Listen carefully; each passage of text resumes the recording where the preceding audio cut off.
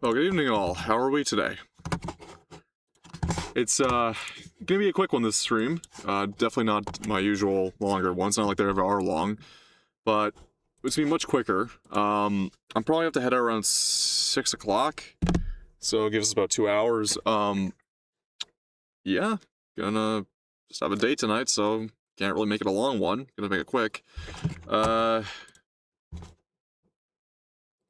Yeah, Derek, we're gonna be talking about RE9. I'm actually gonna watch the trailer. I haven't watched it in full because I didn't really get the chance to outside of the guys talking on the Discord, but also I also have something to say about it too, and because what really caught my attention is, unfortunately, me being a car guy, not just a car guy, but an actual mechanic. Porsche's sponsoring Capcom now, and we're gonna get into my feelings on that into the video because I saw Leon drive something not particularly something I would pick for him, but I can partially understand the reason. It's just I don't like the reason. So I'm just gonna go without further ado into it and watch the RE9 trailer. And let me skip on over. Where's my picture? There we go. Where the fuck did my picture go? Hey. Wait a minute. Wait a minute. Where'd my picture go? Aw, I'm missing it. Ugh.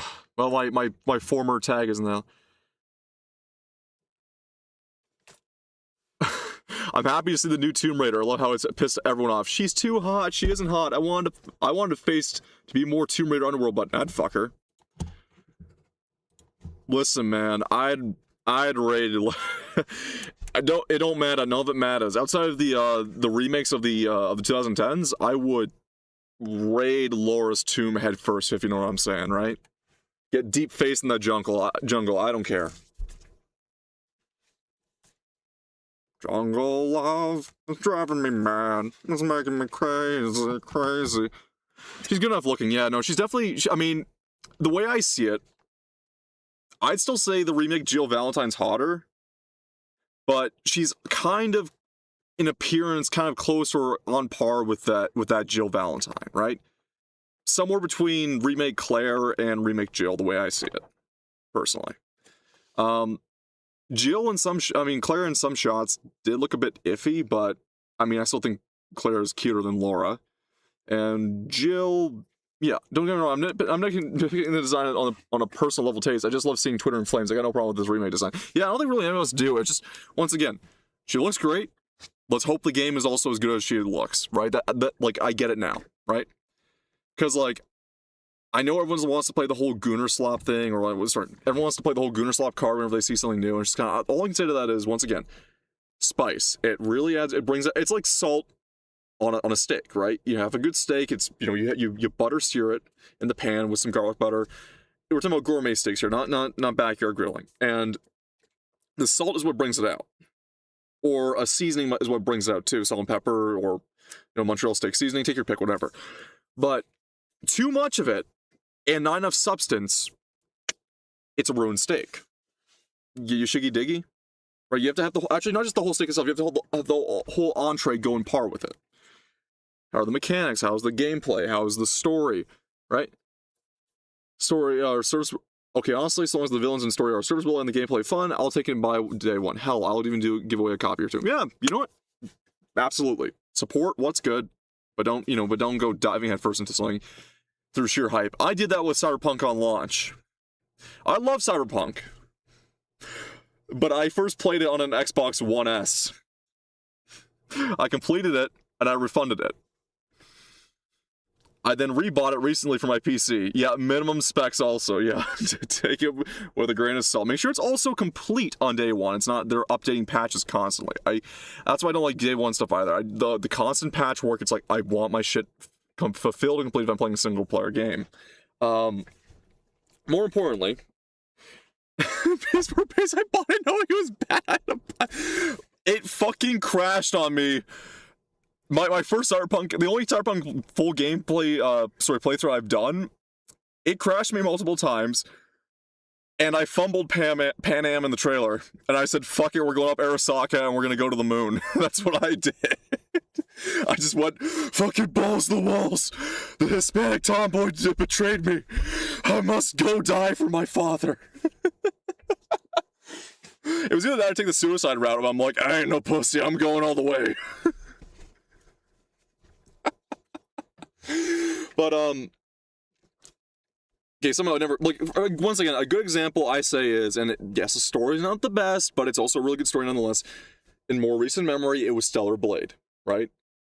Eve's face is very much of a Korean, Eve's face is was literally modeled after a Korean supermodel or idol, but the rest of the body was very much accentuated over what the model had. I don't really care. Like I liked the look of Eve, but the story was good. Eve's character was good. Story could be a little bit better. Mechanics were definitely solid. I'm just saying, it has to have substance. Okay? If I wanted slop, I'd go play Azure Lane. I'd make love to Eve. Call me Adam. Listen, Eve was great. She had a booty. I get it. It's escaping my head right now. The short-haired one. The short-haired girl. Tachi, I like Tachi too. I like Tachi, even though she dies earlier on. But the short-haired one, Artemis. I fucking love Artemis. I love pixie cut girls. She was cute. She's very innocent. I love her. Adorable. There's a few other ones there too, but every time all the ones that we really get to know, Tachi, I like, and I like Artemis. Very much like Artemis. But yeah, now let's get to RE9 because I have some things to say, but once again, it's a cinematic trailer. Okay, they're not. I love what Capcom's doing with the mainline RE series, where Oh, do you like Lily? Let me take a look at. Let me just pop screen off here, just because fucking if I'm using image search, I gotta look her up again because I gotta jog my memory. Stellar Blade. Okay, let's see what she looks like. Give me a sec. My memory needs to be jogged. Lily Artemis. Yes, that's what I was saying. Yeah. Okay. Lily. It's Lily Artemis. That's her full name. Okay. Let me pull her up. There we go. We're safe. Right? Do you mean her? Yeah. I love her. She's cute. She's adorable. Here's 2. I mean, that's Zero-chan. I guess it's safe. Tachi. I like Tachi. Eve. Okay. I love Lily the most. I love Artemis. She's adorable. You'll be the only thing I watch anything related to RE9. I heard Raccoon City and Outbreaks cast. I'm going in blind. I paid too much attention with RE8 and was disappointed. Lily gets the... Okay, okay.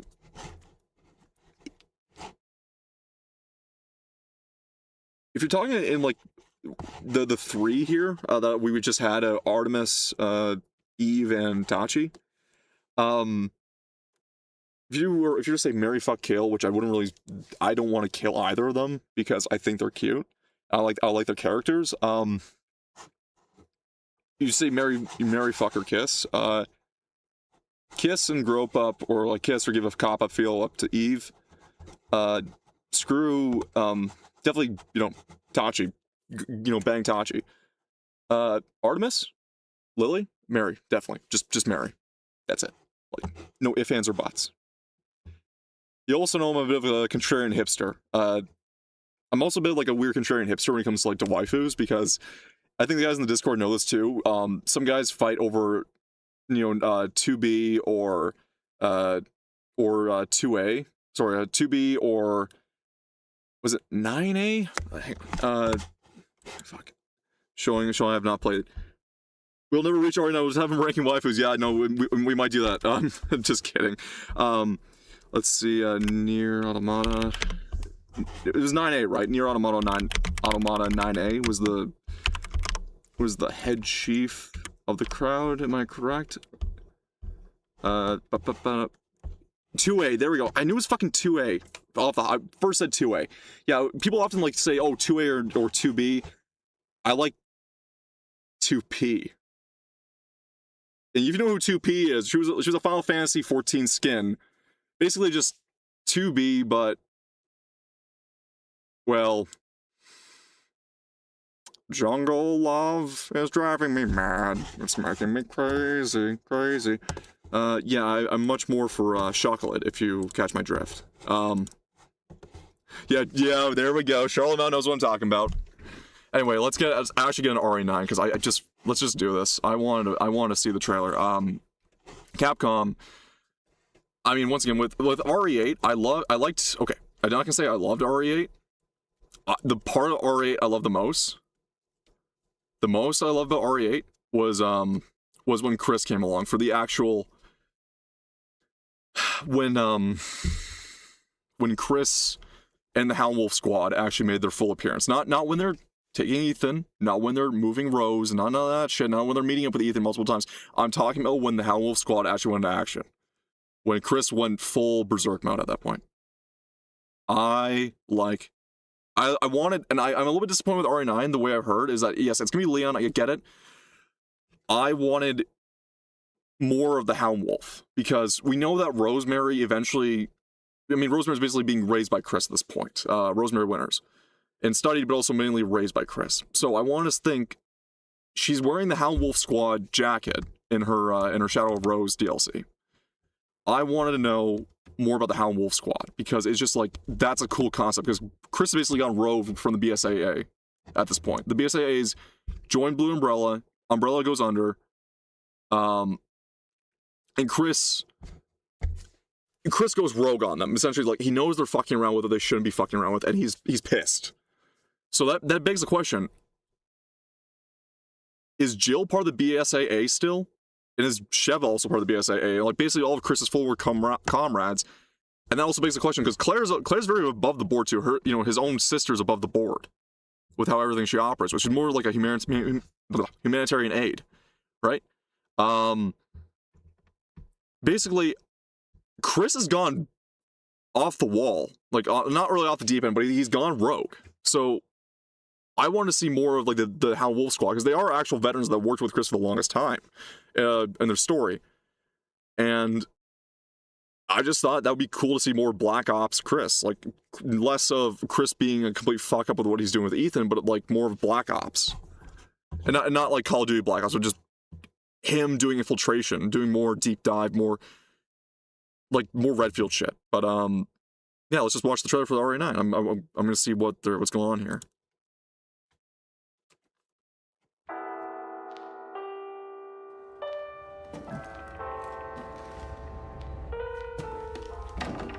Oh, isn't the new girl Ravencroft? Is her name? Or no, it's Ashcroft. Ashcroft. The Fetty girl. She's kind of cute.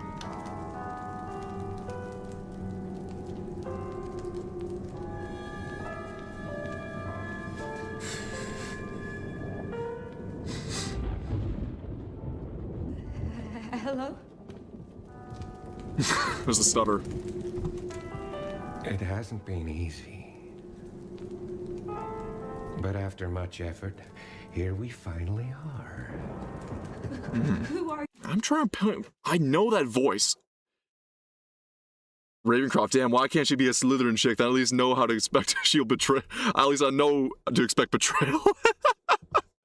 Derek, were you here for the Kolaws stream that we did? The Kolaws Harry Potter stream? Slithillionaire grind set. Quotes daily. No, oh, you fucking missed out. Not Gabby. Trying to think of who's the other lady in the Discord? The nice lady. With the male lady in the Discord. Not Gabby. It's what's her name? What's her face? Starts with Mabel. Mabel was here to watch that. Charlemel and Mabel were here. How's Raccoon City still standing after the nuke? Charlemel, depends on the ordnance size they use for Raccoon City. Like, I know they say ordnance, like, it was decimated, and that's also expecting that you're talking about Raccoon City, not the main, like, interstate of Raccoon City, but, like, there's parts of it outside of it, and also you gotta also question if the whole area, like the whole blast radius, really wiped out everything. Because this is like Raccoon City was not like Hiroshima or Nagasaki. It's also like it was a very modern United States city. Like, it could withstand.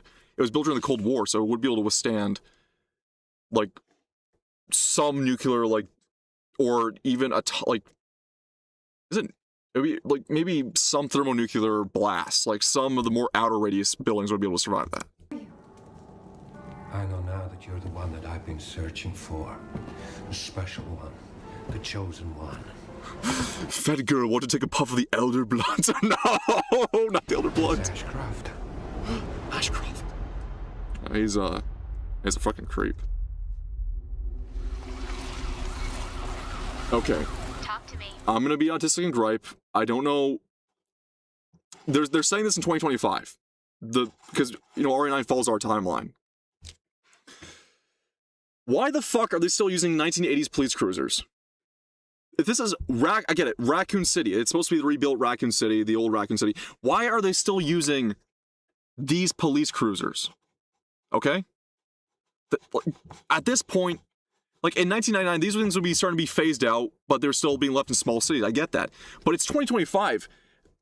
These should be either Panther bodies if you want to use old police cruisers, but they should typically be just Ford Fusions or Ford Escapes typically nowadays. This one like the others? And it's not post-mortem lividity. Oh boy. Hey, I just got a report of a missing A police cab and BLM results in cutbacks to the police department. Fuck. Yeah, I forgot. officer. Honest to God, though, I prefer these over the Panther bodies. I do love these old shit boxes over the Panther bodies. I know they're Crown Vics. I know they're still like the pre-gen Crown Victorias, but I still love them more. Might be unrelated, but he Also, his disappeared near where uniform. the fifth body I have not seen a high top police uniform in so long. was found. Oh, Through you, Elpis can finally be Elpis. set free. She looks, and she's supposed to be a rookie too. Like, this is like Set free. okay, because I know Leon is in the trailer. This is basically, you gotta think about it this way too. I guess they're doing like a full circle of things. She's got the blonde hair. She's probably 21, 22. So the same age when Leon was a rookie. She's probably in apprenticeship training in the FBI as like, you know, still a trainee, but still underneath like apprenticeship for it. So she's basically like the like a recircle or like a, you know, a Norrisboro circle of what Leon was. So she's the new cycle after Leon. Free. The team It's like, you can see right here too, they got some newer vehicles. And then they still got these old, like, 1980s Crown Vics still popping around. has settled on a person of interest. Someone with ties to Umbrella. WPD. Victor Gideon. Okay. She's really cute. I must say, I really like her. I really like her design. Victor Like an alcoholic stepfather. purchased a building after Umbrella went under. Right. I'll send you the It's address. an asylum, so that's great. Definitely it's creepy. Okay. There it is. We'll get to this complaint in just a second. But yeah, I want to take a look at this car here. It's fucking Welcome. Leon's car. Dr. Gideon has been expecting you. Of course he has. There he is. You there? There he is. Okay. I love old. Okay, they're doing. At this point, Leon is nearly 50 years old, canonically. He's lost most of the facial hair that he had in Death Island, which I still really like Death Island's design for Leon, but this 5 o'clock shadow he's got going on now, I like it. I love the fur-lined coat. I wear a lot of these aviator jackets too, not because of Leon, but because like they're very comfortable. I also wear the pop collar on them just because like old World War I aces used to do that to protect their necks, and I'm liking how they kind of popped his collar up a bit more. I like how he's got like the widow's, not really widow's peak. That's the wrong word. He's got the lines underneath the eyes, the widow lines, the crow feet underneath the eyes. I like how they're doing the old man Leon. And he still looks fresh and young, but like he's also middle aged. But the qualm I'm going to say is we're going to see it again. Is once again his car. I don't like the car. Yeah. Okay, here we are. This is what pisses me off from what I heard, because I saw There, Leon? the promotional advertisement. Yeah. It's a Porsche. It is confirmed, and it was a sponsorship by Porsche. They're in the they sponsored Capcom for this. It's a Porsche Cayenne GTS. So it's a luxury SUV he's driving around in, and he's part of the, remember, Leon's part of the United States federal government for investigation. He's not FBI. He's in a different unit. but he's in a different branch. But the thing is, I know sometimes the U.S. federal government will use non-American vehicles for their fleet vehicles. I know Leon's typically like technically the whipping boy or like the one that go out and do all the work for them. The way he's treated, and he's kind of always begging for a vacation or just getting drunk inside a hotel room with Hunnigan crying at, like, screaming at him to get up. But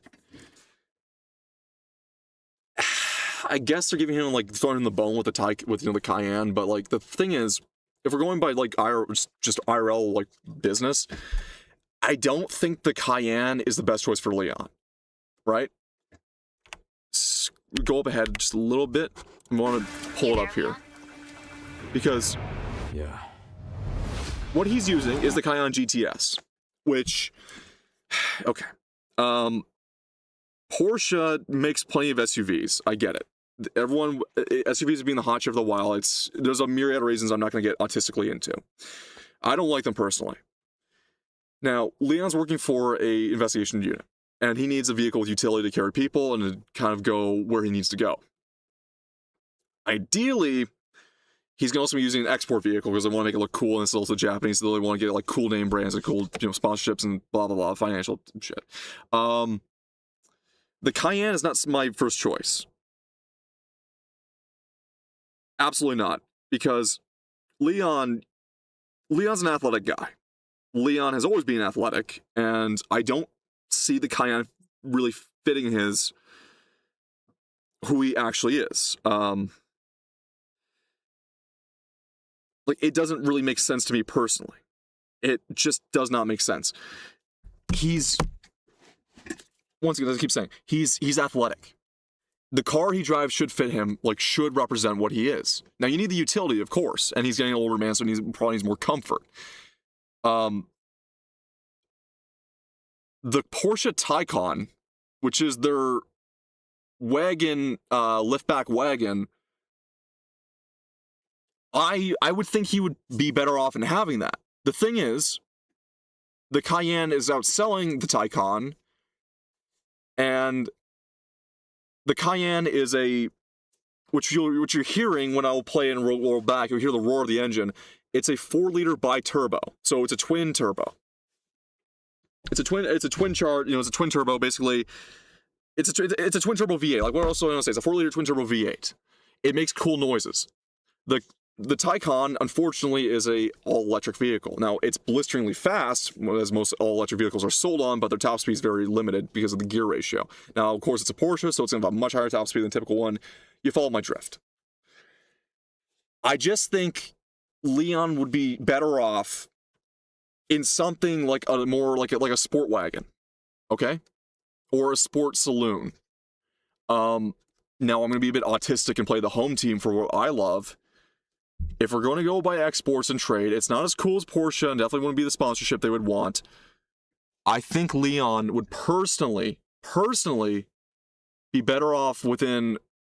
If you want to have cool noises, you would want to get a Volvo V90 Polestar T8. Okay, it makes more power than the Taycan GTS. Sorry, than the Cayenne GTS. It makes far more power than it. Because the Cayenne makes about 487 wheel horsepower. Brake horsepower. The V90 T8 Polestar makes 500 to the wheels.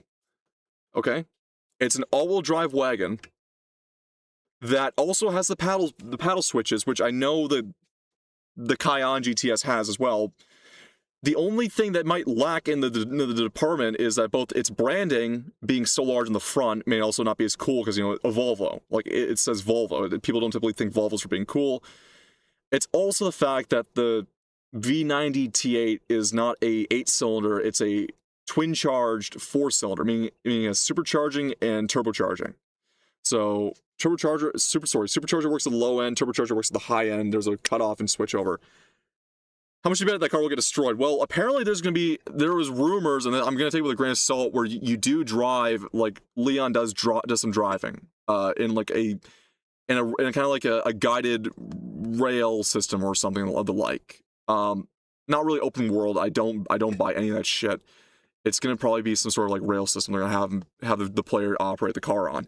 Because if Porsche's putting so much money into the advertising, they're going to fucking do it. But as I was saying, though, my problem is I would think a V90 T8 would be a better option, though while it's a 4-cylinder, while it is twin charged, it has at the lower RPMs, it's got the whine of a supercharger. Higher end turbocharger would be the much louder, like more like air breathing. And a bit more louder, but it's still a 4-cylinder. It's a hybrid 4-cylinder. So honest to God, I feel like Capcom, I get it. They're taking Porsche money. Like they're taking money from Porsche. I get it. It's cool. Brand name. People like Porsches. Blah blah blah. It's luxury. It's a luxury sports car name. I personally think that if they gave Leon like a saloon or a mid-sized sedan or a wagon, it would fit him a lot better. It's a lot more athletic. It's less bulky. It really makes you feel cooler. Because I know what they're gonna do. They're gonna make it like do cool driving sequences with Leon because they're fucking putting the Porsche in there. They're gonna do power slides, Porsche this. Oh my god, guys! An SUV doing this shit does not look cool, right? I get people, even Tesla bros try to act cool with their like, well, our cars are actually performance, so they can do well in tracks. Teslas overheat on the Nürburgring constantly, and more importantly, cope all you want with your adaptive suspension and steering. Nothing beats Lotus's tried and true method of simplicity add lightness, which unfortunately, because the Chinese Lotus has gone away from that. But as Colin Chapman stated, you want a great sports car, simplicity add lightness. I don't give a shit how much adaptive suspension and steering you have. It's not going to beat a simple, lightweight car with a moderately powerful engine to a high-powered engine. Okay? Well, once again, if Leon was to get a proper car for him, it'd have to be a wagon. Okay, it'd have to be a wagon or a mid-sized sedan or saloon. This is old man Leon. I expect him to have something cooler. A truck or proper off-road utility SUV, that's something like Chris would have. I mean, Chris drove the Hiluxes. The Hound Wolf Squad has Hiluxes. This is personally just doesn't fit Leon.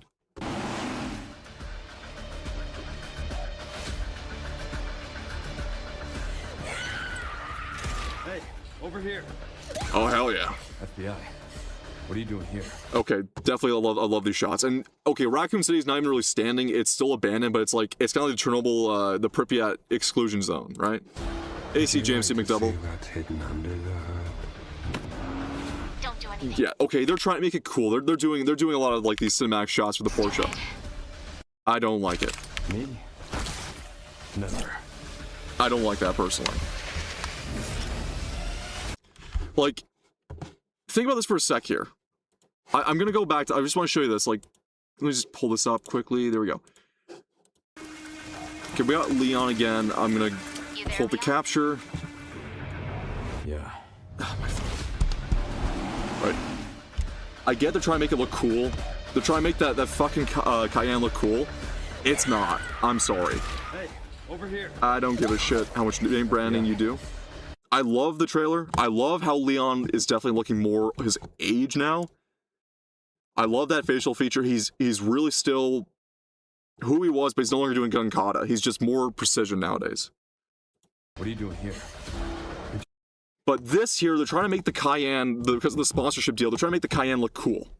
They're doing this roaring shot, and yes, the 4-liter V8 that Porsche has, it sounds nice. Most overhead cam V8s sound nice, right? Now, granted, it's a dual overhead cam V8, it's a turbocharged one, but it sounds nice. I don't care, I get it. If you're talking about noise of cars, it sounds nice. It doesn't sound as good as a 5-cylinder, it doesn't sound as good as a 10-cylinder or a 12, but it still sounds nice. It's just the fact it's an SUV is just what makes me kind of cringe, okay? Hell, the new V90s have a cross-country mode, which lifts up and has a better suspension for off-road suspension. It would fit that much better. Do you like to see what's hidden under the hood? And that too, like, I get it, they're trying to make it look cool with the paddle shifting.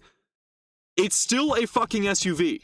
Okay, when it comes to transmissions, I've driven many cars. I get every car enthusiast likes to praise surface level car enthusiast likes to praise the manual. I love DCTs.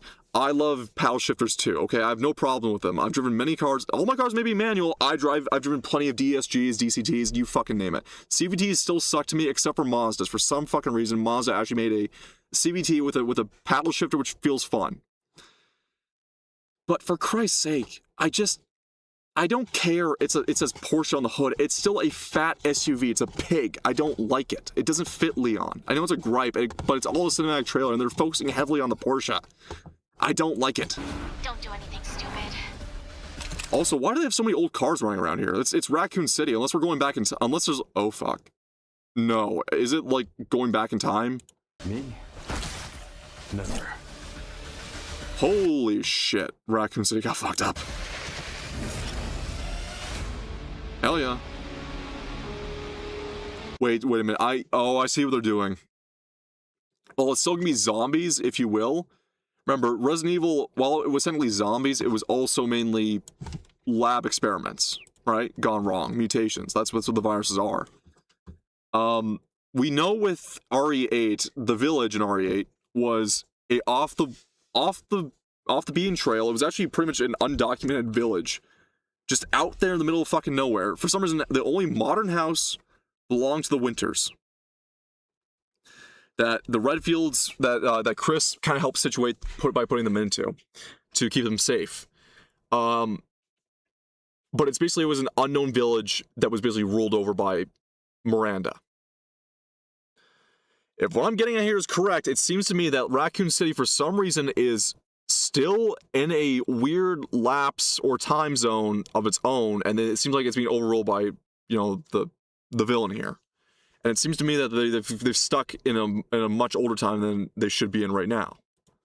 That explains why there's so many old cars running around Raccoon City. Oh yeah.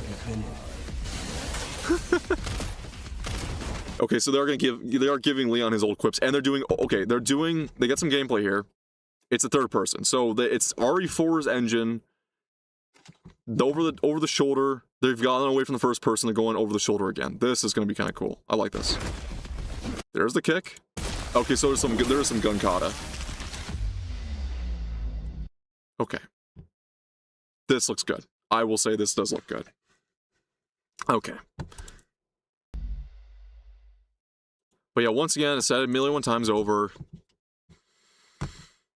I just think that Porsche deal was a bit of a sour bum to me. Now, it's not gonna matter anything the gameplay in hindsight, but just like aesthetic for Leon, because they gave Leon, right? Leon has sport cruiser bikes. He's had sport bikes in the movies, especially. He went from a sport cruiser to a proper sport bike in the movies. Even in his middle age, he's still driving very athletic vehicles. Porsche. You have how many sedans? You have how many wagons? You have the one wagon, but you have how many sedans too? Why the fuck did you just not give him one of those? It would be a lot cooler. But then I get it. The Cayenne and Macan are Porsche's best-selling products. Luxury car brands, like the luxury sport car brands, unfortunately, have to sell mainly to women. I will say it's mainly to women that buy it, or typically not European men that buy them, but mainly women that will buy the SUVs, the crossovers. Ferrari knows this. They sell really well in China. BMW knows this. I mean, fucking X3, X5s are everywhere. Porsche knows this. I mean, Macan and Cayennes basically saved the company from going bankrupt in the 2000s. The Lamborghini's new one. I mean, Lamborghini has had offshoots with SUVs going back to the 80s, but like, that's what really, but the modern ones have really taken off too. I guess Lotus failed, but like in a sense they've sold more cars in the past 10 years of being those crossovers and sedans, and that one sedan, then Lotus technically has moved numbers, but like Lotus was always a small firm. They're not a big firm, and Geely is trying to make them into a large firm, which they're not. It's just, once again, I still think a Taycan would work, or a Porsche, maybe one of Porsche's sedans would have worked, but I still think the V90 T8 would work better. Like the Polestar, or the Polestar 2, is it? That's the sedan. I think that would have worked a lot better. In terms of like luxury, power, and everything, athleticism, I think that would have fit Leon a lot better. Probably the Volvo, because Polestar is way too fucking expensive for the government to shill out for a field guy. The T8, the V90 T8 would definitely be a better option. I mean, it makes more power than the Cayenne GTS. It It's a lot more agile. It's a lot more athletic looking. You put it in all black, or not really gunmetal gray, but then again, this is once again Porsche sponsorship. I'm just having a little rant. But yeah, no, we're gonna do some more. I mean, we're gonna go away from the trailers now. I'm excited for that. I'm also excited for Ace Combat, but like, I don't know what to add to it because I know I've played Ace Combat where I've had some casual lore, but I don't feel like I'm fully ingrained in the knowledge for Ace Combat truly to start speaking my mind on it. Resident Evil's a different case, of course, but yeah, I mean, yesterday we did Caleb Hammer. I think today, just to make it easy on us, I do want to get into some other stuff. We're gonna do a Fat Electrician video. This one he did earlier this year for the Fat Files, and this one was regarding the Philadelphia Flyers Broad Street Bully. Now the thing is, I have watched this video before, not on stream by myself, and the reason why I want to cover this video in the time I have, which is not very much, is because Fat Electrician got a lot of shit wrong in this video. Now, granted, it was at a hot point time because it was made when he made the video when the Canadian national hockey team played against the American national hockey team, which for an NHL All-Stars game. And that's great and all. Like, he's trying to do he was trying to do a Patriot thing. I mean, for fuck's sake, Charlotte, I mean, some of the guys in chat know I'm unfortunately have a disease in me called being a leaf. And the unfortunate thing is, well, not the unfortunate thing is, my country's betrayed me to an nth degree that I don't feel any patriotism for my country. So I'm very much in forward for the American hockey team. But I'm going to critique Nick in this episode because Nick got quite a bit of shit wrong in making this video. And it's kind of irked me for a long while. It's nothing against Nick himself. He's made, like, his Fat Files is what I prefer more, but he gets a lot of stuff right for research. And this guy who's a historian, I'm assuming he'd probably appreciate this. At least I hope he would, because I'm not going to do anything in any form of, like, cruelty or any form of, like, obfuscation of truth to make him look like a jackass. I like Nick. I like the unsub guys. But for the love of God, I would imagine that this guy should at least get some research done for this video, because this one's probably his least researched video I've ever seen, and it does irk me. Essentially, that Nick wants to pride himself as being like a historian. I think he should at least know that I'm going to actually lay it out, because he got some like major stuff wrong. And I know it's about Sport Puck, which I don't really give a shit about Sport Ball, Sport Puck, or whatever you want to fucking say. I know enough about history, okay? Just give me a sec. Hang on.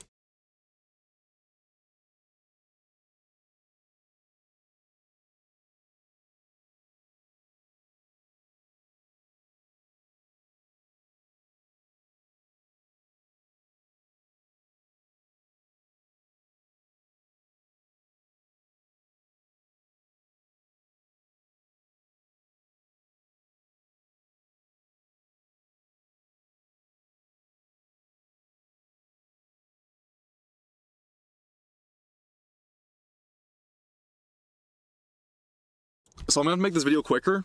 I'm gonna basically shotgun this thing. So we're doing Fat Electricians. So once again, sorry, no, the audio didn't die. My sister was trying to talk to me. I had to make sure it was off stream. My sister. Sorry. I'm gonna be reacting to the Fat Electricians video on the Broad Street Bullies. Now, it's actually a video I've watched, and I'm gonna critique it. I'm critiquing it outright. I've watched it because I know enough about sports and hockey history that I feel like Nick has got a lot of things wrong with this video. And the unfortunate thing is, it came out at a time which was very fervent, because it was during that hockey game earlier this year for the NHL where they had all-stars between the American teams, American players and Canadian players, and because of the tariff thing, which, by the way, I don't have any support for my own country, which is Leafland. I don't give a shit, because they've betrayed me to the nth degree, and they basically treat me like a wage slave, so I have no fucking sympathy for my own nation. I don't give a shit. Like, I'd rather annexation take over for Alberta. That would at least do some solids there. But Nick here did get some stuff wrong. I feel like he should, as a guy who wants to say he's a historian, There's a lot of things he got wrong, and he also failed to mention a major event, that this wasn't the first time that communism and capitalism went against each other in a hockey game. In the words of Mike Tyson, everybody's got a plan until you punch him in the face. Today we're talking about the Cold War on Ice. Ladies and gentlemen, one of my favorite movies of all time is the Disney movie Miracle. If you've never seen it, the quick and dirty synopsis of the entire movie is basically the Soviet Union Red Army hockey team was undefeated for like ever. They'd won all the... Nope. That's a major fucking lie. Okay.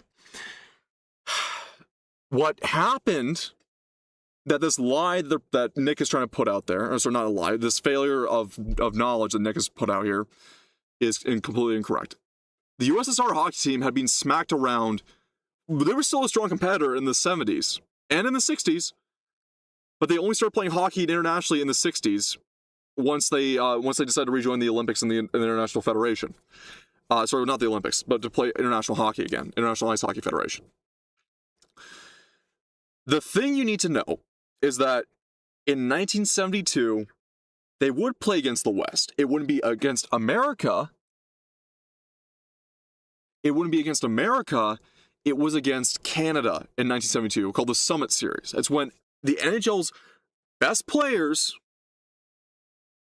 went up against the creme de la creme of the CCP, the CCCP,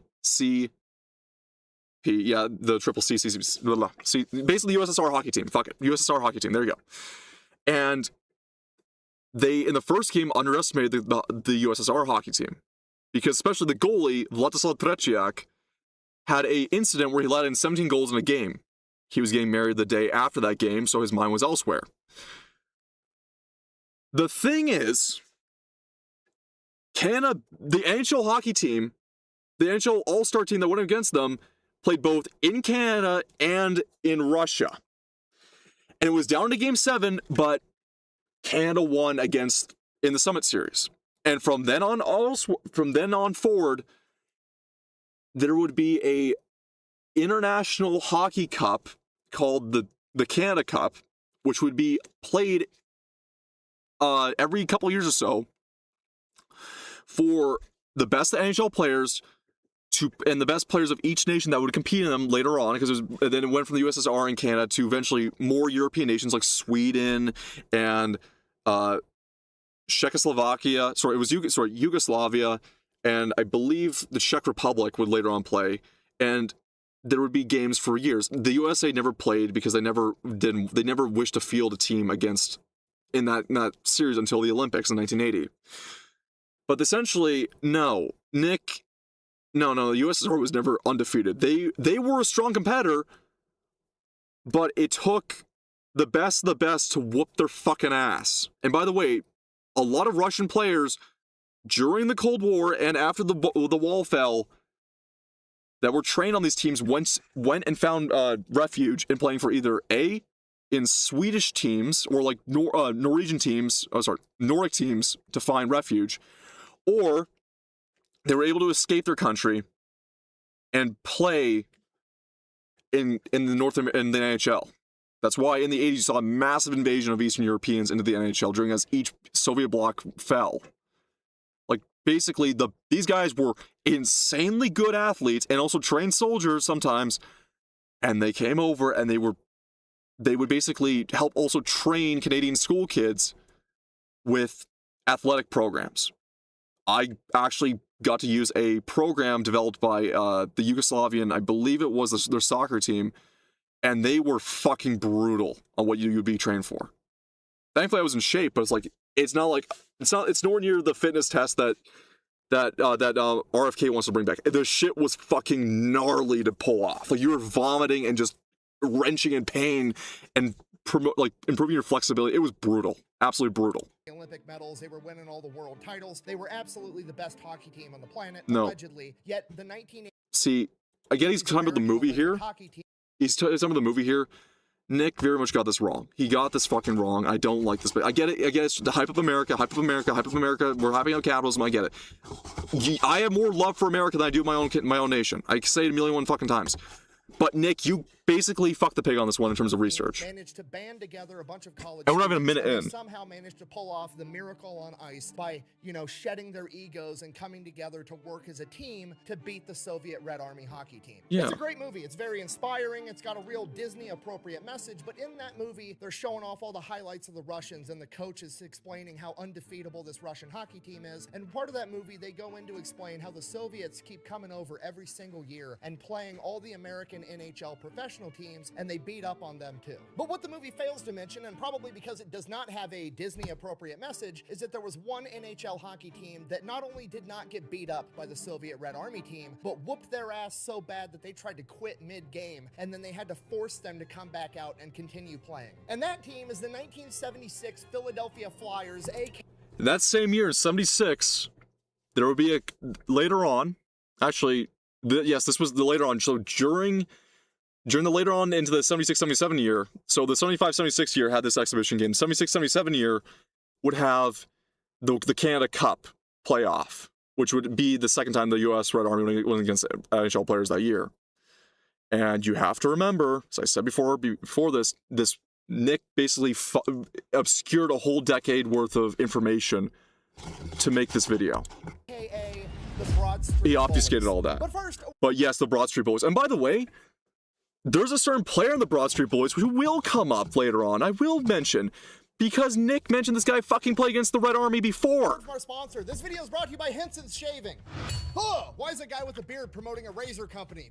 Because I got a Once again, if I'm doing a reaction, I don't care how old the video is, I'm still gonna see the fucking advert. At least give credence and kudos to that, okay? And then it goes to my head, and then I'm not gonna walk around my whole life living like a Yada, yada, yada. okay? Anyways, Henson's Shaving, family-owned precision machining company that was originally making parts for like NASA and the aerospace industry. And then one day they're like, what if we just precision machined a razor that was super nice that you could buy one time, it would last you your whole life, and then instead of buying See you, Charlotte Mel. $8.99 Gillette cartridges, you could spend like $7 on What's your code? 150 razors What's in my a code? couple of years. My code's So that's the thing, they built a BWB at product that checkout. looks cooler, It's for works big better, white it's actually block, which cheaper you than can the stroke. competition, and the best part I about it don't is care. that I'm it just kidding. I helps don't have a code yet, but that will be my code. this for life. BWB. You know, as opposed Big to the white block. competition that's going out here doing dumb shit What would like you putting shill? gel Fucking caps gamer on the subs? razor head so that the First and razors get foremost, all and then I would messed up shill and car disgusting, parts, and then you have like to go out and IPD, keep buying new or refills to Elevate, shave any your Volvo, face. like So if you wanna buy Volvo the last aftermarket, razor you're ever or gonna European need, go aftermarket check car out parts, or Henson's even Shaving. I'm gonna have a fucking link tool and discount parts. code down below. Let's get back to the video. If What Koken fucking understands called this me up and said, story hey, is we start want from the you to beginning. sell our In multi-thousand dollars of 1967, tools, the NHL was expanding. call me. They were gonna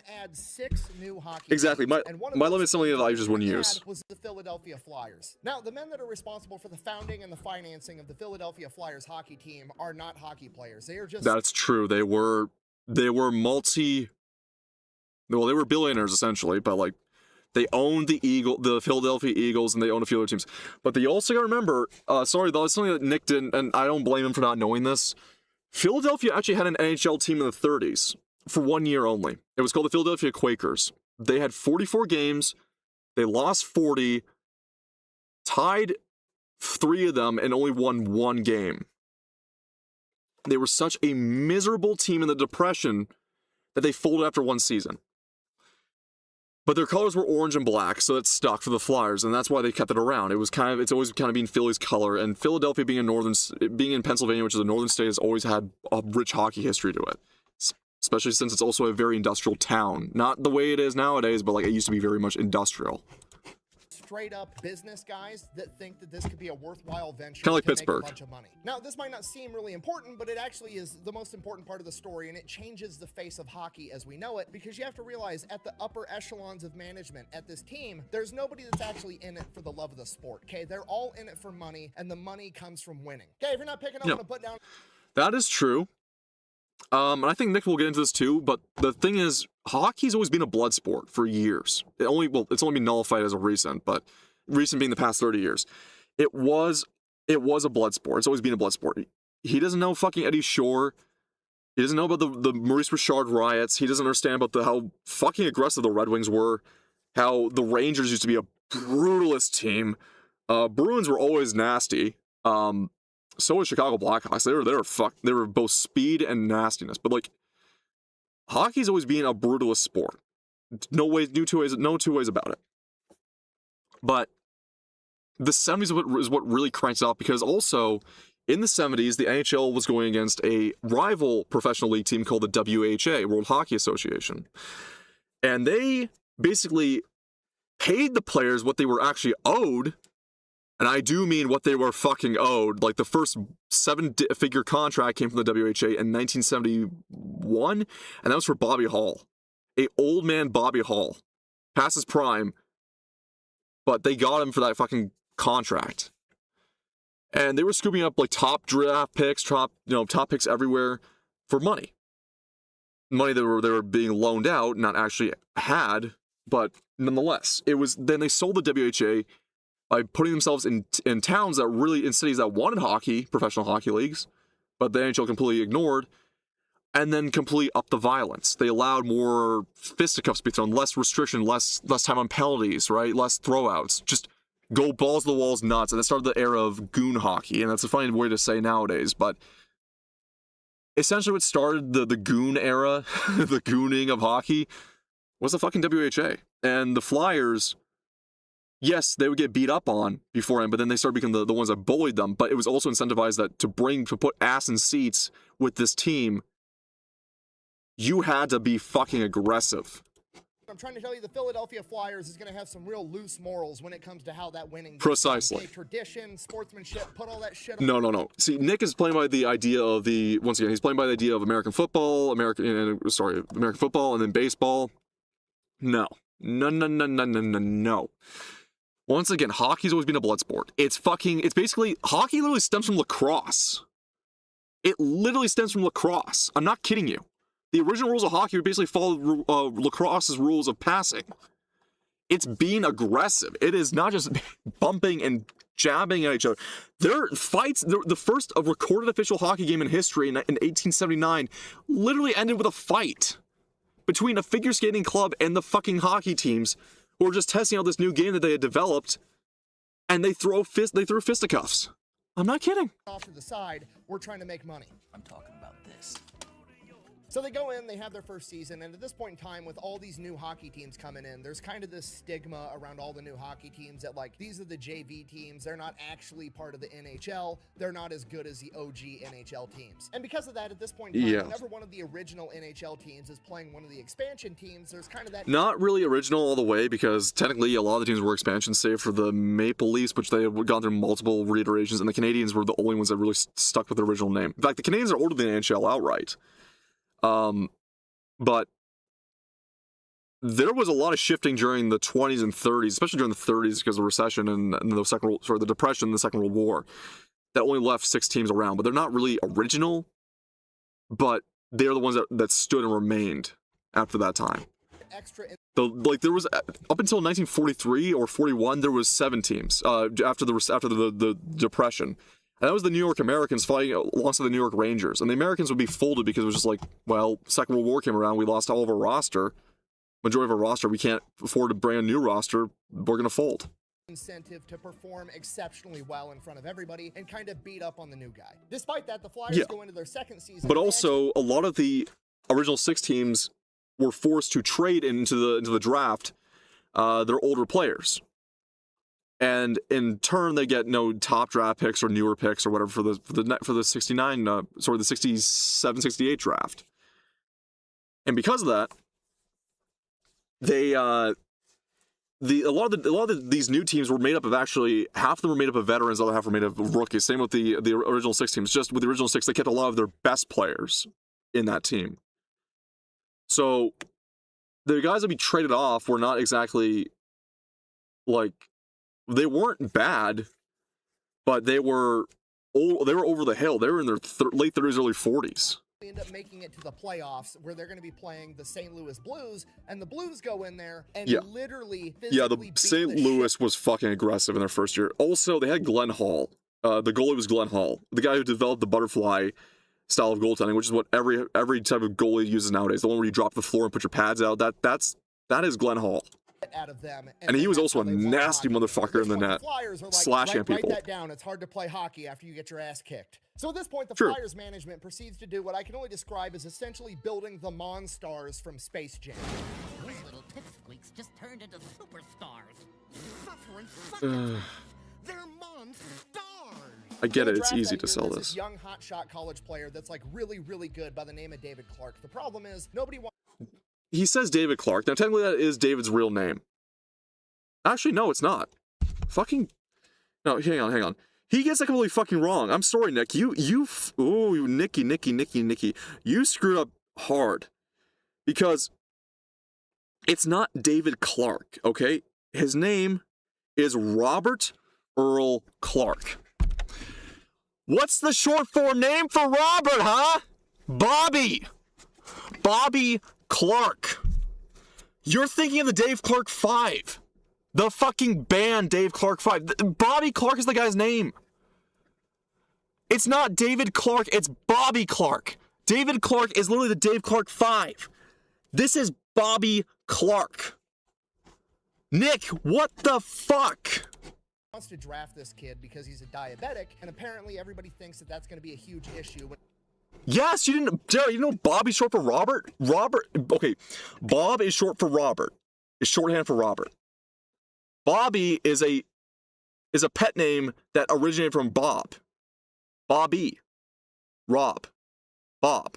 Bobby. You get it? So you either have Robbie, that descends from Robert, or you get Rob, or you get Bob, or blah, blah. I would have guessed Rob. No, it's Bob. When it comes to him playing hockey at the highest And level. he only got this right here. Yes, college player, Ontario College. And this is why they also didn't make this into the movie, right? Because here we go. Their superstar is an Ontario boy. So Okay. the Flyers go out to like the best diabetic doctor A Canadian, in the country, and they're right? like, "Hey, is this true? Right. What's the deal? Is this going to affect his Bobby performance?" Clark is Canadian. Not Dave Clark, Bobby Clark. He's Canadian. And the doctors are like, "No." if That's he follows why, his protocol and- first and foremost, that should basically allude to, because you know what, I'm gonna fucking say it outright. What Nick's failing to is he's gonna obfuscate here. 70% of the NHL at the time, over 70% was Canadian, right? 40, I think like 30% of them were fucking Quebecois. They're like 30% of them were frogs, and majority of the Flyers were fucking Quebecois. They're goons, they're best, and some of their best players were fucking French, Canadian. That's why it was never made into a fucking movie either, because these aren't Americans, these are fucking Canadian players. eats and does what he's supposed to be doing as a diabetic, he's going to be just fine. So the Flyers draft him. So now the Flyers have their star. They have their Peyton Manning. They have their Brett Favre. And the best part is he's got an axe to grind because no other team was willing to stick their neck out for him. So this dude is 100. See, this video is the only thing that's ever pissed me off about Nick, is it's like, dude, you have done jack shit research on this. Like, your writers, if you have them, fucking reprimand this for this video so far, because holy shit. 100% going out there with a point to prove. So now the Philadelphia Flyers have their star. They have the heart of the team. They have their skill player. What are True. we going to do next? We're going to treat him like he is an NFL quarterback, and we are just going to build an offensive line to protect him. They go out and hire. This is how goon hockey was. You have a bunch of guys what were called enforcers to protect around the line. That's what basically Shoresy is based off of. I'm going to describe as the 4 horsemen of violence. Now I'm going to go ahead and read off some of their stats. Bear in mind, these are career stats, and their careers are Writing outsourced to India. Well, it is the modern age. Have at the current time that they're being brought in, but this is going to give you an idea of who these men are. Also, important context, if you don't know anything about hockey, when you get penalty minutes in hockey, it's essentially you get taken off the ice and you have to go. Remember, okay, here's the funny thing about hockey too, is that they actually have a award at the end of the year called the Lady Byng Award, which was made in the 20s by the Governor General of Canada's wife, Lady Byng. And she made that award as awarded to the player who's shown the most has the most gentlemanly conduct in hockey for that season. There's like, even my minor league had a gentleman's award. Like, it's a thing with hockey, because it's such a blood sport. To have a gentleman player is like an oddity. Now here's the thing. One of the most gentlemanly players in history, Stan Mikita, started his life off as a goon. And Stan Mikita, by the way, was a massive sniper, like a great scorer, and he also developed the curve stick alongside Bobby Hall. You know how hockey sticks have the curve? He literally designed it. They used to just be flat, like a flat end on them. No, he designed the curve. But Mikita basically, after 2 seasons of being a goon, he's like, well, I'm not scoring any goals in the penalty box, aren't I? And he basically became the most gentlemanly player just so he could stay out of the box. Sit in a penalty box and you're not allowed to play for a certain amount of game time, which, as I'm sure you can imagine from like football or any other sport, you know, if your star running back gets penalized and he's not allowed to play for 3 minutes of game time, it can drastically shape the entire course of the game. So penalty minutes are a big deal. So with that in mind, our first horseman is Andre the Moose DuPont, coming in at 6 foot 200 pounds with a Canadian, by the way. 1,191 minutes in the penalty box. Then we've got Don Selesky, aka Big Bird. coming Big in Bird at Selesky. Yeah. 6'3", No, he was a. 210 pounds with He's tall. He's a big boy. 1,129 career penalty minutes. And then we've got Bob Kelly, aka Hound. the Hound, coming in at 5'10", 185 pounds with 1,450. I love this guy. He was pretty cool. I'm gonna have to eat every fucking chicken in this room. You're gonna die for some chickens. Someone is. And then we have our headliner, David Schultz, aka The Hammer. I've actually met David once as a kid. I met David. He's a really nice guy. In fact, a lot of funny thing is a lot of the goons that are, whether they're on rival teams or not, when they were tired or when they were even off ice, they were friends with each other. They didn't care. They were friends. Coming in at 6'1", Well, for the most part, there were some assholes. with 2,294 career penalty minutes. Okay, this man still has the record for the most amount of penalty time in a single season. Look at this beef. 472 Look at minutes. this beast. 8 hours of penalty time in a single season. The man could have watched all 3 Lord of the Rings, the director's cuts, while he was sitting inside the box. Yeah, in a it's just single business. season, he It's once show got in business. 34 fights, okay? A, that's a lot of fights. But B, to put that into perspective, at that point in time, the team average for the rest of the league was 30 fights for the team collectively, and this guy got in 34 fights by himself. Yep. He literally once got in a fight while the referee was on the ice announcing how many penalty minutes he had to serve for the fight he just got in 30 seconds prior. And as a cherry Fuck on it, we top, ball. they hire a new head coach by the name of Freddie the Fog Shiro. Yeah, Frog Shiro. He was a boxer. I think he was like the only. He was the only American. He's one of the. I think he was like one of the only Americans on the bench. And he's a fucking boxer. Yes. At least he got that right. Okay, if you're not picking up what I'm putting down, the Philadelphia Flyers are basically just planning to go to war, and David Clark is probably the safest man in the NHL at this point. So for the next couple of seasons, the Flyers go out and they literally just start beating the shit out of the enemy team. So that much is true. so that they almost immediately get the nickname the Broad Street Bullies, and all because they played on the other Broad teams Street and of their fan Philadelphia. bases Yes. hate the Philadelphia Flyers. It gets True. so bad that there's like actually newspaper articles and shit where the newspaper is telling locals from different cities whenever the Flyers show up for an away game, the Philadelphia Flyers are coming, lock up your wives and...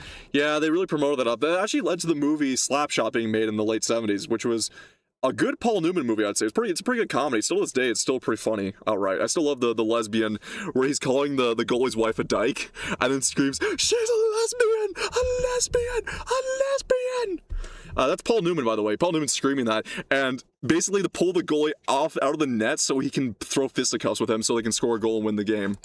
Kids. Had your kids, had your wife. But the management of the Philadelphia Flyers doesn't really give a shit because guess what? All those other teams aren't the ones that are showing up to watch the Philadelphia Flyers game, which is how they make money. The Philadelphia Flyers end up winning more and fighting more, which guess what? Both of those put asses in seats. Is there a really serious penalty brawling? Like your team is out of the season? No. There's no team kickouts unless you lost a whole team, which we'll talk about briefly. But no, it's simply a player that gets thrown out. There's no like corporal punishment, except there was something called the Good Friday Massacre in the 80s between the Montreal Canadiens and Quebec Nordiques, which was a now defunct team. Good Friday, Easter Good Friday, they quite literally had a bench clearing brawl that penalized all but 5 players on the Nordiques and 4 players on the Canadiens, I believe. Like, essentially, they were down to, like, 5 or 4 players, like, less than a full, like, one lineup for about 20 minutes of play. Between 5 to 20 minutes of play. Like, that bad. And that makes money, and that's the entire goal. During this time, the Flyers end up having winning seasons every year. They have their first successful playoff series, and Philadelphia falls in love with the Broad Street Bullies. And while the winning and fighting alone is probably enough to fill out an entire stadium, it's more than that because the Broad Street Bullies become like cultural icons in Philadelphia. It becomes well known to all the Flyers fans. It's really cool. AF, as far as I know, only 2 YouTubers. Well, this thing, I'm actually, like, I'm a very multimedia guy. Like, I understand motorsports. I understand mechanics. I understand history. I understand because I had a brief autistic obsession with hockey history, not hockey's itself, not watching or following the sport, just history of hockey. I have still plenty of old trading cards from the 70s and 60s in my collection, even 50s painted cartophilium cards, because they were just like interesting to look at. They're not expensive, they're not in great condition, but I bought them as like an idea of like, hey, this is cool. And I just lost YouTube for a brief second. But ideally, I know quite a bit more than most VTubers would lead on, because I actually fucking study stuff. I don't pretend I'm an idiot, or I don't pretend like I'm gonna watch and just react stuff and be minus slop better, and you go, yay, funny, hoo-hoo. That's why I can actually critique Nick on this stuff. And after every single home game, the Flyers are going to be going across the street to their bar, Rexy's Bar and Grill. Yeah, and they actually go drink. Yeah, they went there all the time. I know about this too. They win a game. And then every weekend, the Flyers are going out drinking. My deceased uncle, who God rest his soul, and I love him dearly, lost him at a younger age. He was a Broad Street Bullies fan, and he was one of the biggest pranksters, but one of the most smartest guys I knew. And he kept all of his wisdom and his exploits pretty much hidden. Like, most people didn't know what he did until he passed, and was like, holy shit, this guy was higher up in like certain like orders and ranks of things. I was like, what the fuck? But he was very much like a charitable case, a charity case. He loved being he was a cool, fun guy to hang around, very smart, very, way he did things, but he was also, hey, once again, he was a Broad Street Bullies fan. It was cool. Slow pitch softball. So not only could you go and watch your team win and fight, but you could literally go have a beer with Uncle him at the Lauren bar Locked. and then God, show up on the weekend I miss him. and play. I love him.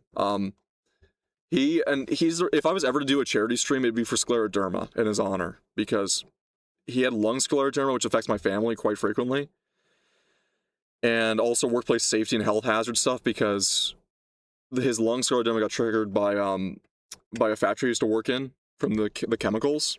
It wasn't asbestos, but I couldn't remember the exact one he had, but he was like the last one of his line to die, and they all died in their 20s and 30s. Scleroderma, I don't want to talk out my ass about it, but like, you can look it up. It's not it's not a pleasant thing. Softball the entire time, like Philadelphia. Like, cancer is far more understood, but like scleroderma kind of operates how cancer does, but it lays dormant for years. It doesn't develop. It pretty much lays dormant, and then it just strikes an organ. Like, these are not just the people they look up to; they're like their friends. These guys are family to the entire city. But just because the team's winning doesn't mean that entire sport's going to become more popular, and you're suddenly going to care about hockey because your local team. Oh, no. If a team starts winning, people will fucking love hockey. New York got sold on professional hockey in the 20s because they made it a blood sport. And even though they lost their first game, the Americans might have lost their first game, they became a fucking tie. Like, the Rangers, and they were just able to have both the Rangers and Americans playing the same team, same city, same fucking Madison Square Garden because of it. Good record. Bullshit, okay? I was alive in 2008 when Michael Phelps went over to fucking China. Yeah, and no one gave a shit about really swimming good. until All of a sudden, Phelps the did it, entire right? Country of the United Like, you gotta be into obscure sports to like certain things, right? Okay, I was there. I saw it with my own eyes. One day, nobody gave a fuck about swimming. The next day, the news came out and was Do you know how many girls I knew, and like, because I live in a university area, that play university volleyball, and they were inspired by that one Japanese girl that went to South Africa to play. I don't remember her name, but like, she's the one that does all those like those famous photos of her doing like poses or stuff like on the court. She's like this kind of like kind of tomboyish. She was cute, but she's a damn good player. They basically were inspired by her. Hey, have you guys seen this fucking stoner with arms down to his ankles that can swim faster than most Americans can run? He's winning a bunch of gold medals in the Olympics. Suddenly, swimming was the shit. Okay, don't tell me winning doesn't matter. So things are going great for the Flyers franchise. They've got more money. More money means better players. So they go out and they buy some more skill players to help. I'm gonna say this too. Snoop Dogg, as he's getting older, because of just the way he looks, he does look like I guess his name. I guess his rap name is Snoop Dogg. I get that. He looks like a fucking dachshund. He absolutely looks like an old dachshund to me. On the offensive end, they pick up future Hall of Famer Bill Barber and Reggie the Rifle Leach. Yep. So now the Broad Street. You got some snipers on defense line. Everybody up, get them nice and soft. These guys are going to go in, score a bunch of goals. It's almost a perfect plan. They just have to make sure that nobody scores goals on them. So they go out there and they pick up future Hall of Famer, legendary goalie Bernie Perreault.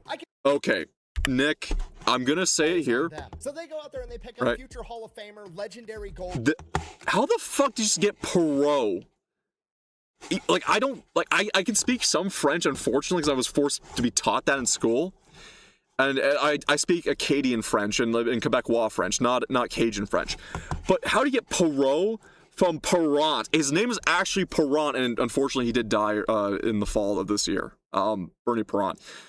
But he was like one of the best goalies in all time. Also a really cool, funny guy that apparently used to like take naps before games with these two giant ass like Rottweilers that really loved him.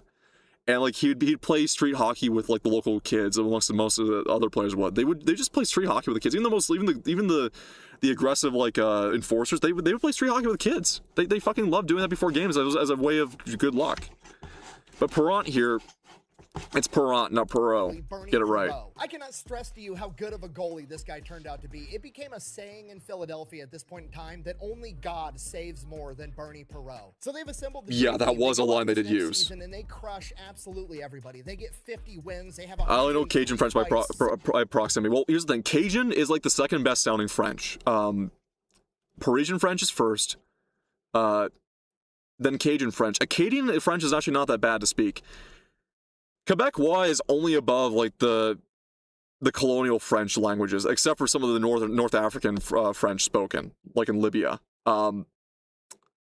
Like Haitian, only Haiti's got worse French than Quebecois. 1,750 penalty minutes. They end up winning the in terms of sound. They go out, they do the exact same thing, even harder. This is a season where David the Hammer Schultz gets 34 fights. Women start talking with a Cajun accent and they start making dinner. Sold, absolutely. They go and win the Stanley Cup again 2 times in a row. Now that happened in May of 1975, and in 1975, it's kind of this period of cooling down for the Cold War, right? The Vietnam conflict has come to an end completely. Yeah. The space race is over. Like things are kind of improving. This was that kind of grace period before it peaked up again in the 80s. Tensions are lower than they have been in decades. And because of this, the governments of America and the Soviet Union allow the Soviet Red Army hockey team to come over to America. Well, not the first time they're let into North America. In fact, the Soviet Red Army team was moving around a lot in Europe too, and even into Western Europe to play exhibition games or International Ice Hockey Federation games. But they mainly played in Sweden because that's where all the teams would go play. Like Sweden being the neutral country between the East and West, that's where everyone would go. Fucking ABBA used to do tours in the Soviet bloc nations, by the way. Exhibition matches with professional NHL teams. These are not treated like exhibition matches, okay? These are the most important games on the planet right now. This is capitalism versus... Nick, once again, Summit Series, you completely neglect that. You completely neglect the Canada Cup. Ooh, it doesn't fit my narrative. Well, no, it's the fucking team either. They're Canadians. Get it right, man. Ice. And the Soviet team is absolutely stacked. Every single person on this team has at least one, if not multiple, Olympic gold medals. They all have like 5 or 6 world championship titles. They're a good hockey team, as much as it pains me to say that, but it's the truth. He said it. Yeah, well, you can't deny. Like, okay, I'm not defending any form of communism. I fucking hate the Soviet Union for good reason too. It's not like Nick's idea of like, no. I don't want to make fun of Nick, but like the typical, yeah, bro, I hate communism. It's like, no, my hatred for communism is the point of the rights I believe people should be underneath the the First Amendment, Second Amendment, like basically the Constitution does not apply to communists. Okay. Fucking hang communists. I don't give a shit. Oh, you sound base. No, they killed my actual family. They went after my family. And on my other side of the family, they were trying to get people out during the White Revolution. Fuck commies. He said it. So in December of 1975, the Red Army team comes over to America and beats the New York Rangers 7-3. A couple weeks later, January 8th, 1976, they play the Boston Bruins, complete blowout 5-2. And now the only team they have left to play 3 days later on January 11th, 1976 is the Philadelphia Flyers, the back-to-back Stanley Cup champions, and the entire world. Like, I mean, the communists actively killed direct ancestors of my family. Like, the Soviet Union killed my great-uncles, my great-grandfather, right? Do I need to say more? Do I need to say what they fucking did to people in general? The fucking Poles know what I'm talking about here. And I was friends also with people whose parents were Vietnam War refugees. Oh yeah. So whenever I hear like a commie or some watch the words. Some soy cuck doing that goddamn shit in public and the shit the teachers are trying to do, it's like, I will gut you. I will actually want to gut you. Because what the fuck has gone on to a lot of people, direct descendants, direct ancestors. Your fucking system that you believe in by some fruity pansy-ass motherfucker who was a mooch off his father, and his daughter who lived by his polyamorous lifestyle that he promoted and preached killed herself because of it, led to hundreds of millions of people dying. Some lazy fark off college wannabe bitch. Fuck Karl Marx. Fuck everyone. I read the manifesto. He's a whiny little bitch. Is watching. People that don't even know hockey, understand it, or have ever cared about hockey in their entire lives are tuning in to watch this game. This is a cultural fucking event. People that have never cared about hockey in their entire lives are. But I will say though, as I was, my point I was trying to get at though, is that the Red Army team though, they were good guys for the most part. They're pretty good guys. They're really good and talented team at hockey. Once again, as I said before, the Eastern Bloc nations and the Red Army used to go to high schools in Canada to basically compare athletic systems and basically do trades, like how, you know, we train you and the way we train you, train us the way you train. People that have watched hockey in terms, and not military, I'm talking about just like sports. Hated the Philadelphia Flyers for years because they are the villains of the NHL, are now suddenly rooting for the Philadelphia Flyers. They're no longer the villains. They are the anti-heroes that America needs to go out and shut down the Soviet Red Army team. Big problem, elephant in the room, Bernie Perot, our goalie, is hurt and he's not going to be able to play this game. We're running. Yeah, Perot, actually, funny enough, Perot actually would, Perrant would have to retire because he took, even though he was wearing one of those early hockey masks, the ones that are famous through Michael Myers, not Mike Myers, Jason Voorhees, it was Friday the 13th, they didn't cover the eyes, and he took a puck to the eye, and he went blind in that eye, and basically he had to retire because of that. We gonna do? Coach Freddie the Fog Shiro realizes that the Soviets skate and move and play the game different than any NHL team. Also remember too, a lot of the Soviet, because the Soviet Red Army team, basically, they're called the Red Army team because they were literal captains in the Red Army. They were trained both for they're selected because they had, you know, athleticism from childhood, but they were trained to improve in their athleticism, but as well as earn a military degree. They were fairly high up in terms of high enough in social standing in the, you know, in being more equal than others in the Soviet Union.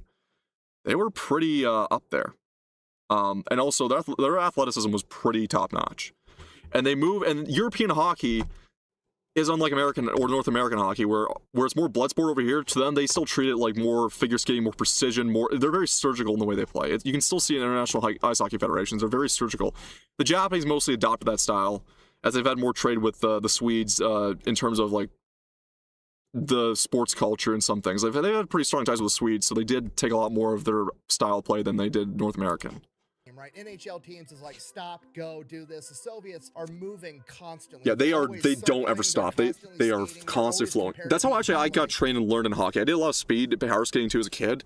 So when I played hockey, and I played house league, I didn't play travel. I was not good enough for that, but I was always constantly moving. I never was standing still. I was always flowing around. So Freddie says, here's a strategy. Rather than chasing the puck like we normally do, we're going to chase them instead. Intercept them, yeah. Put so much pressure on them that they can't do all this pretty ballerina on ice bullshit. Basically, we're going to play like the Soviets play, but more violent, and in doing so, we're going to drag them down to our level. Violence is not the answer, it's the question. The answer is yes, okay? It makes perfect sense. Now, the Soviets aren't fragile either. The Red Army team was not fragile. Once again, they are military. They not just like, oh, they have a ranking. These guys were basically, they weren't Spetsnaz, but they were trained in physicality like the Spetsnaz were. The puck the entire time, they're not allowed to shoot. It doesn't matter who we have guarding the net. Do you know what's better than having really good body armor and getting shot? Not getting fucking shot. If we win, I'm going to be sky high, and if we lose, I think it'll be worse than dying. So the Red Army and the Flyers both take to the Shiro ice. was also a good promoter too. Team's all pretty. They have matching, pristine uniforms. They've got their little helmets on. The Philadelphia Flyers. European hockey rules. Europeans were the first to adopt the helmets. Borje Salming, Toronto's defenseman, who was a Hall of Famer, one of the first Swedes to play in the NHL and to become really good at it. He wore his white helmet all the time. So did Tiger Woods, who was the Toronto Maple Leafs goon enforcer, and he was the one that made the riding the stick goal celebration famous. That was Tiger Woods.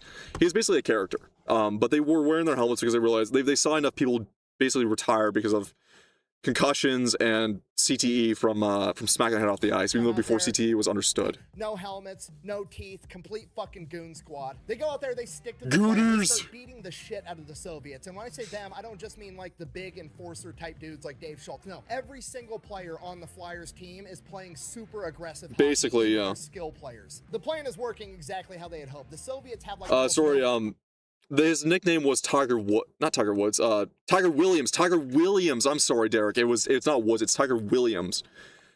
You kind of get how it goes. The nickname was Tiger, but his last name was Williams, so Tiger Williams. That's what everyone knows him by. He's a funny guy. He was a funny guy. The first 13 shots of the game, the Philadelphia Flyers took 12. In terms of boomer right hockey. Out of the gate, the Soviets are getting absolutely fucking smoked, and they have no answers for the Philadelphia Flyers. So Karmelov, the Soviet team captain, their golden boy, their main character, goes out there. He gets checked when he has the puck. Wasn't even a hard check. Wasn't worthy of a foul. Wasn't anything. Okay, well, also in fairness too, well, these guys are very tough too. In European hockey, you're supposed to lay down if you get hit or struck hard.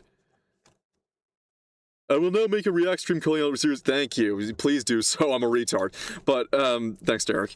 But no, in European hockey, they're basically it's not like soccer where they do fake it. In European hockey, they do actually have to do the lay down method because if they are suspected to be injured, you don't want someone moving and possibly injuring themselves further, like to critical injury. Like LeBron or some soccer player hoping to get a foul called. He lays there rolling around on the ground crying, hoping the referee's going to call this foul. The ref basically has to go over to the Soviet coach and is like, "That was a clean hit. I'm not calling it. Tell your guy." Yeah, they forgot they're also playing against.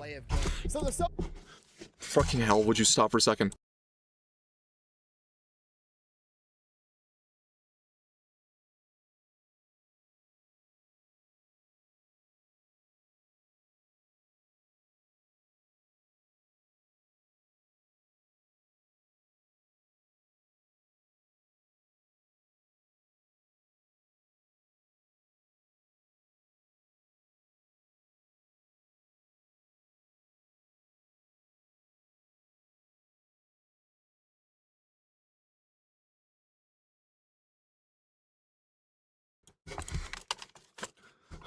Sorry, another interruption. Soviet coach throws a fucking hissy fit and tells all of his players, "We're done playing this game, head out to the locker room," and the Soviets fucking leave. They bounce. We're like 11 minutes into the game and they just fucking dip. It's still 0-0. Look at them fucking celebrating. The world is not going to have answers on who's actually the best at playing hockey. Now nobody knows what's going on. Minutes are going by like hours. As I was saying though, you have to remember they're playing by the rules I know of, and the other NHL teams were trying not to start an international incident by playing clean. They're basically instilled from the NHL league themselves, play clean with these guys. Fucking Shiro made sure they weren't going to play clean. Like, is the game over? Should I go home and try to beat the traffic out of the stadium? Like, what's the deal? And the NHL commissioner, Clarence Campbell, is like, okay, hold on. In a moment of genius, he hates the fucking Philadelphia Flyers, by the way. He does. Oh, yeah, no, he's always hated them. He wants this game to continue. So he's like, okay, they're communist. They want a moneyless, classless, stateless society. Fuck it, let's put that to the test. He goes to the locker room and tells the Soviet coach, "I'm not going to pay you guys the $200 grand you were supposed to get paid for this series unless you get your fucking ass back out on the ice and play hockey." Of course. And just like that, the Soviets magically decided that they were going to go back out there and finish this hockey game. Lot of dollar. Capitalism just won in real life. Let's see if it can win on the ice. The game starts back up. It's 17 seconds in. Reggie the Rifle Leach scores the first goal. Bingo. 5 minutes later, they score another goal. They've had the puck pretty much the entire time. They're absolutely dominating the Soviets. So obviously, how can we add insult to injury? So Joe Watson, one of the lesser-known Philadelphia Flyers, dude was on the team that won the Stanley Cup this year, and he only scored 1 goal the entire season. He goes up, he scores a goal on the Soviet goaltender that is supposedly the greatest goalie on the planet at this point in time. Everybody in the stadium except for the Soviets, the crowd, the Flyers themselves, goes absolutely fucking nuts. He goes back up to the bench and Freddie the Fog tells him, "You just set Soviet hockey back by 20 years. After that, the Soviets do manage to squeak. Once again, Vlasiv Tretiak was known to be a good goalie. He's not claimed to be the best in the world, by the way. Goal in there past the Flyers. That was proven in the Summit Series. He was really good, but he was not the best. They immediately return the favor, scoring a 4th goal. The game ends 4-1. The Flyers dominated the entire time. The Flyers took 49 shots, and the Soviets only got to take 13. In the post-game interview, David Clark, the captain for the Philadelphia Flyers and the MVP that year, rolls up, no helmet. Bobby no Clark, teeth, Bobby. Says, "Just so we're all on the same page, this doesn't prove okay, that North American Dad. style hockey is better than Soviet Soviet hockey, this proves that the Philadelphia Flyers are better than their best. And that's probably why Disney didn't want to cover this in the movie. It's not the heartwarming, inspiring little tidbit about... That's true. It's also because they were mostly Canadian teams. That's the problem too. And also, this was not the first off for this. Miracle on Ice was the first time an American team went up against the Soviets.